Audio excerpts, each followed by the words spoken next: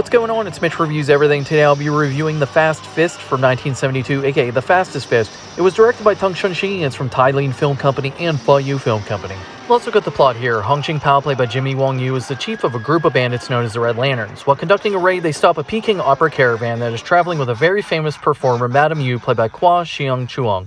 Hung decides instead of robbing them, he will transport them to the next town for their show. Once there, Hung is very impressed and taken by Yu and wants to get to know her. But he's not the only one. Two well-known influential families are also competing for the clout of having Madame Yu give them private performances, as well as a local army general who not only wants a private show, but to keep the local population down and the rebels at bay. Hung is swept into the mix of all this while still being pursued by the law, who is relentlessly trying to bring down the Red Lantern gang.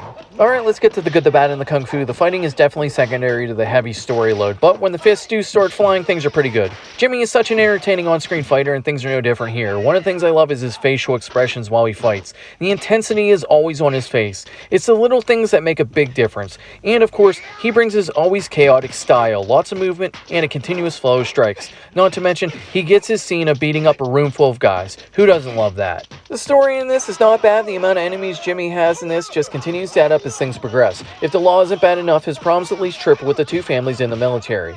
Getting involved with Yu increased the price on his head by 10. It's almost like Yu is a Chinese Helen of Troy causing war and chaos through talent and beauty, which is a perfect setup for kung fu to kick off. The story has enough twists and turns to keep you wondering. This is a movie that does lack in the amount of fighting taking place, but makes up for it in good story. I guess sometimes I'd rather have more fighting. I will give this 3 silver tails out of 5. My name is Mitch. This has been Mitch Reviews Everything in my review for Fast Fist from 1972, aka The Fastest Fist. And one final note. Do you ever wonder if Lun Fei took a single day off in the 70s? Well, here he is. I guess the answer is no.